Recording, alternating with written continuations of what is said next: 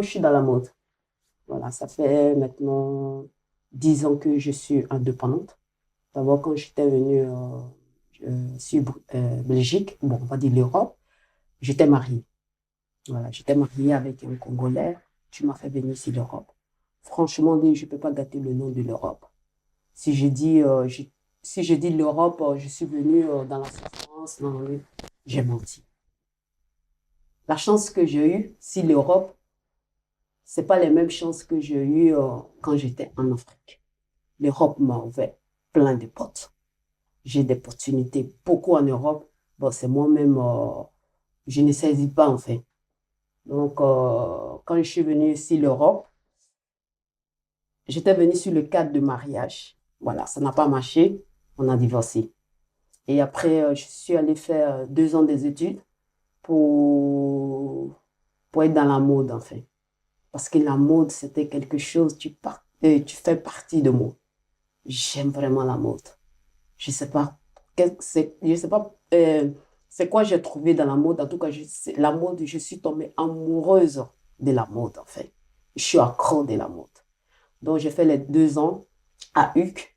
C'est un quartier, mais il y a des écoles de formation qui sont là. Quand j'ai fait ça, et après les études, j'ai obtenu mon équivalence. Mon équivalence, bon, je ne sais pas ici, ici à Paris, ça veut dire l'équivalent diplôme pour pouvoir ouvrir aussi mon business. Donc, depuis là, je suis dans ça, quoi. Le moment que je me mariais, en fait, j'étais très jeune. J'étais très jeune, on ne va pas dire naïve, mais j'étais très jeune et j'étais dans mon galère. Voilà, monsieur, je sortais du basket. Parce que quand j'étais en Côte d'Ivoire, je jouais au basket. Ok. Donc, je marchais à Trècheville, comme ça, je vois une voiture qui vient garer. Bah, je pensais que le monsieur, en fait, il s'est perdu ou il cherchait quelque chose comme ça, je ne sais pas. Mais par contre, ce monsieur s'arrêtait pour moi. Donc, il a commencé à me dire, ah, vous êtes très belle. Bon, j'étais jeune, tout ça. Bon, pour moi, waouh, j'avais 16 ans, 16 ans, 17 ans comme ça. Mais non, j'avais 17 ans, je pense, 17 ans comme ça, mais je connaissais absolument rien du tout. Donc, quand il m'a abordé, non, pas 17 ans, je me trompe, pas 17 ans, non, pas 17 ans, parce que je suis venue à 20 ans si l'Europe. 20 ans si l'Europe, si je ne me trompe pas. Voilà, parce que quand moi et puis lui, on s'est rencontrés, après 1 an, on s'est mariés. Parce que quand je suis allée demander le visa, ils ont rajouté mon âge, en fait. 1 an. Ok. Je peux dire que peut-être j'avais 17 ans. Donc, il m'a abordé. Quand il m'a abordé, voilà, on allait manger. Et non, il m'avait demandé s'il pouvait aller me déposer. Vu que moi, j'habitais sur Macquarie, j'ai dit OK, ça va m'éviter à prendre de bus. Donc, on est parti, je n'ai pas eu peur. Je suis partie. Et puis après, il m'a dit que si tu veux, on peut continuer à aller manger si tu veux. J'ai expliqué ça à mes sœurs. Et mes soeurs, ils ont dit, non, fais attention, peut-être c'est quelqu'un qui va couper ta tête, comme ça, non. Bon, moi, en tout cas, le monsieur, il m'a convaincu, en fait. Il m'a convaincu, vraiment, c'était quelqu'un, pour moi, c'était quelqu'un de, voilà, il est normal, en fait. Donc, je suis partie avec ce dernier, on allait manger. Et après, même jour, on s'est laissé, il est venu me déposer à la maison et on a commencé à se fréquenter. On a commencé à se fréquenter. Et un jour, le moment même que je me suis vraiment accrochée, euh, un jour, le monsieur me dit comme ça, le monsieur me dit, écoute, parce que quand je t'entends parler, j'ai l'impression que tu n'es pas allé à l'école. Je lui ai dit, non, c'est pas pour ça, parce que j'avais honte, j'étais timide. J'ai dit, non, je m'en vais à l'école. Il me demande, tu te rends dans quelle école? Ben, je suis restée là, je suis restée bloquée. Et le monsieur a dit, écoute, dis-moi, parce que je veux m'intéresser vraiment à toi. Je veux que tu ailles à l'école. Et parce que depuis là, on parle, on parle, on parle. Notre rencontre, donc, quand on se rencontre, tu me parles seulement de basket. Mais tu ne me parles jamais de tes études. Si tu ne vas pas à l'école, dis-moi, je vais payer tes études. Pour moi, j'ai dit, une personne, tu n'avais même pas maison à dormir, tu dormais même, je ne sais pas où. Et trouver une personne comme ça, je ne sais pas. Donc, c'est vrai, j'ai fait quelque chose qui n'est pas bien. Je dis à ce dernier, OK, ça va, il n'y a pas de problème. Donc, il m'a donné de l'argent. C'était la première fois que je touchais, la première fois dans ma vie, depuis que je suis née, je touchais vraiment, je connaissais des millions.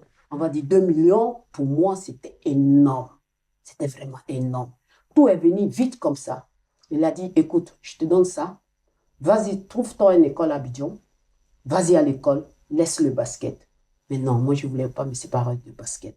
Parce que dans le basket aussi, j'ai gagné 50 000, 40 000 comme ça. Je dis non, je ne peux pas me séparer. Il a dit non, laisse, j'ai un projet pour toi. Ben, je ne sais pas, ce dernier, franchement, c'est quelqu'un qui est venu comme ça dans ma vie, en fait. Moi, si vous me posez la question, ça a été comment, c'était comment, je ne sais rien. C'est quelqu'un, c'est Dieu qui l'a envoyé comme ça vers moi. Parce que c'est du jamais vu. Donc, pendant les 1 an qu'on s'est fréquenté, quand il m'a donné l'argent, et pour être honnête, je ne suis pas allée à l'école. Parce que je me disais, l'école, c'est pas trop pour moi. Mais on était ensemble, il parlait de ses projets, il partait dans les pays africains, tout ça, il me prenait avec.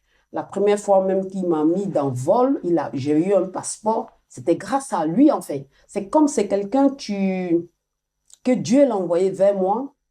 Voilà. Et dans 6 mois, on a fait 6 mois d'abord. Et puis, il m'a dit, est-ce que tu t'en vas à l'école? C'est vrai, je n'étais pas honnête là-bas. J'ai dit oui. J'ai dit oui, je partais à l'école. Il a dit, bon, je t'emmène une Mercedes où quelqu'un peut te conduire. C'est quelqu'un qui a envoyé beaucoup de voitures sur l'Afrique pour venir vendre. Donc, il a dit, je t'envoie où tu peux, de temps en temps, quand je suis en Afrique, que je peux conduire ça aussi. Parce que quand je vois mes voitures, souvent, je me retrouve aussi sans voiture. Pour moi, vraiment, j'ai dit, c'est quoi ça? J'ai dit, c'est quoi ça? Je me suis posé la question. La seule réponse que j'ai eue, c'était la prière. DS Collection, c'est vrai, hein, les gens voient DS Collection sur la toile.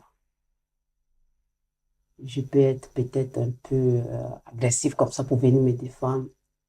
Mais cette dame qui est assise devant vous, c'est une femme qui est très fragile, au fond. Mon enfance, quand papa est décédé, quand j'avais 12 ans, j'ai connu une enfance très, très difficile. Parce que chez nous, enfin, chez nous, les Yabis, ma mère, elle est guinéenne, mon père, il est ivoirien. Donc, la famille voulait que ma mère se marie, enfin, avec son frère. Et ma mère ne voulait pas. Vu que ma mère ne connaissait pas son pays, elle a tout fait en Côte d'Ivoire. Et ils ont décidé que si ma mère ne voulait pas, ma mère n'est qu'à partir. Mais les enfants peuvent rester. Moi, j'étais la dernière. C'est moi, j'ai beaucoup souffert sur ça. Et j'ai décidé d'aller derrière ma maman. En partant, on pensait que tout était rose. Maintenant, tout n'était pas rose. Parce que j'avais 8 ans quand je suis partie. Et non, 12 ans, pardon. 12 ans quand je suis partie avec maman. Et on était à Diokoy. Du coup, je ne connais pas Diokoy, mais je suis allée m'installer là-bas avec maman. Arrivé là-bas, argent infini. Donc, maman a dit, bon, je vais aller vendre mon marché et pour que on puisse manger. Parce que j'étais moi avec mon frère. Les autres sont restés. Bon, ma mère n'est pas habituée à ça. C'est une femme d'affaires, c'est une femme qui avait beaucoup d'argent. C'est elle-même qui faisait mon père. C'est une femme qui partait au Libéria, l'Écosse, les trucs comme ça. Et se retrouver dans le marché pour vendre les trucs, c'était un peu dur. Donc ma mère a décidé qu'on va rentrer chez sa famille. Moi, je ne connais pas là-bas. Moi, j'ai dit, bon, maman, vu que je suis encore bébé, je vais rester ici et chez tes amis. Donc maman m'a confié à une de ses amies. Et ça s'est très très mal passé là-bas parce que la dame, enfin, me maltraitait beaucoup. Bon, elle me frappait. Quand je fais pas ça, quand je fais pas ça, quand je fais pas ça, elle me frappe. L'image qui est restée un peu aggravée, Et puis après, ça me rendait un peu agressive. C'était une fois quand je sortais de l'école, je suis venue trouver la sœur, bon, on va dire la sœur de ma mère, c'est pas sa sœur, sa copine, était, elle était à la maison. Et ses enfants, nous tous, on était ensemble. C'était la fête de Ramadan. Le lendemain, c'était la fête le troisième jour, c'était la fête de Ramadan. Et quand je suis venue trouver, elle avait acheté les vêtements pour donner à ses enfants. Elle m'a dit que moi, je ne mérite, je vais pas mériter ça. Et moi, j'étais là, j'étais jalouse. Et je l'ai regardée comme ça. Elle me dit, ah, tu me regardes comment là?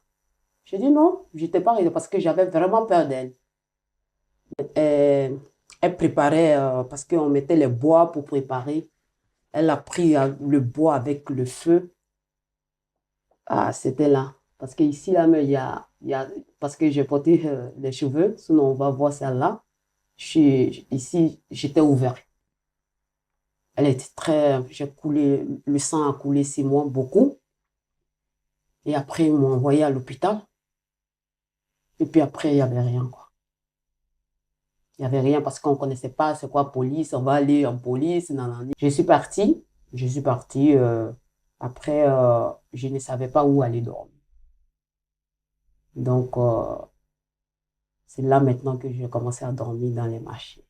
À dire, ok, je dormais dans les marchés parce que j'étais une enfant, on va dire, pauvre. Quand tu es pauvre, il n'y a personne qui t'accepte chez eux à la maison. Je me rappelle un jour, c'était 31. C'est un truc que je n'ai jamais dit à quelqu'un. C'était le jour du 31. Mais je n'avais pas l'argent pour m'habiller.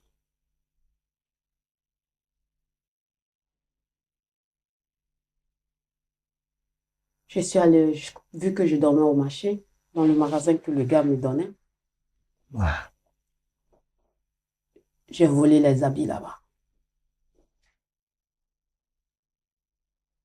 C'était une robe. C'était une robe. Mais ça s'est passé la nuit en fait. Et le lendemain, quand tout le monde est venu au marché, moi j'ai commencé à balayer où je dormais parce que c'est un magasin comme ça. On me donnait de dormir, donc je suis obligée de nettoyer pour faire sortir tout. Et le monsieur, quand il est arrivé, il est rentré dans un petit magasin, je sais pas. Et il allait trouver que j'ai caché la robe là-bas. Il a vu que vraiment que j'avais volé. Il a commencé à crier dans le marché. Crier. Les gens sont venus pour crier. Ils sont venus dire, voleuse, voleuse. Frapper. Parce que vu que on dit que non, j'ai pris une robe là-bas, et après, personne va accepter que je reste là-bas. Donc, j'ai ma meilleure copine, il y a une fille que je fais sa connaissance, et c'est elle qui décide de me prendre chez elle. Ah Voilà, c'est là que je suis restée. C'est une fille Odinika comme moi aussi. Tu es Doumbouya, jusqu'à 17 ans. Et quand je suis rentrée dans la vie de cette fille, et c'est là que j'ai commencé à avoir un peu de bonheur. ouais. Mais je suis restée toujours un peu agressive parce que je me battais tout le temps. Je suis allée à l'école sans que je m'en vais à l'école Ok. parce que je n'étais pas concentrée. Mais l'école que je suis allée, et puis j'étais vraiment concentrée. C'était sûr. Ok. Mais non, sinon, CM1, CM1, CM2, 6e, j'ai fait tout ça d'Aloha. J'ai fait CM2 jusqu'à, comment on appelle, à Diokoy. Et après, bon, ça, c'est pas une fierté. Ça s'est passé. On va dire, voilà, c'est une petite fille, tu es là, tu commences un peu à s'en sortir, un peu. Et tu vends ces trucs, tout ça, elle gagne un peu d'argent. Voilà, le professeur est là, il faut lui donner pour que quand tu fais passer, tu vois, ça, moi j'ai connu ça aussi. J'ai porté aussi le bleu-blanc, CP1, CP2, CE1, pardon, Ouais. CE1, que je me suis vraiment concentrée même. Ouais. J'ai dit, l'école, c'est pour moi. Mais après ça, je partais à l'école, mais sans que je comprenais rien, enfin. J'étais là, mais les gens ne savaient pas ce que je traversais. C'est ça. Ça me dominait, enfin. C'est quand je suis rentrée sur l'Europe que le blanc, il a vu le souci était où. Parce qu'il ne comprenait pas. Il y a certains comportements que je faisais à la maison en couple, il ne comprenait pas pourquoi. Parce que oui, parce que je traversais des moments pas bien. Pour la mort de mon père, ça a vraiment agi sur moi. La mort de mon père, j'ai traversé des moments très, très difficiles. Mais Dieu merci, ce que tu faisais ma force, je priais beaucoup. Ça seulement, je priais beaucoup. La prière de 5 heures, j'étais à la mosquée. Je priais beaucoup. C'est ça qui faisait ma force. Où les autres filles, les autres copines sortaient pour aller en boîte. Non. Moi, je ne connaissais pas tout ça. À cause de ça, il y a certaines vies. Les gens me disent, mais tu as des moyens, tu te suffis toi-même. Mais pourquoi tu ne le fais pas? Quand je me suis mariée, pour moi, l'Europe, c'était pas mon... Enfin, je ne connaissais pas l'Europe, en fait. C'était le rêve des autres. Mais moi, l'Europe, moi, j'aimais trop Abidjan. Je connaissais l'Europe, la France, on connaissait tout en Paris, France. Mais pour moi, ça ne m'attirait pas. Pour moi, c'était... Parce que je sais que non, il n'y a personne qui va m'envoyer ici. Donc, ça ne m'attire pas. Donc, non, 2 semaines après, ou 3 semaines après, on dit le visa est sorti. Pour moi, ok, ça va. On dit je dois prendre vol pour rentrer ici l'Europe. Ok. Là, c'est quand je suis arrivée maintenant à l'aéroport de Zaventem.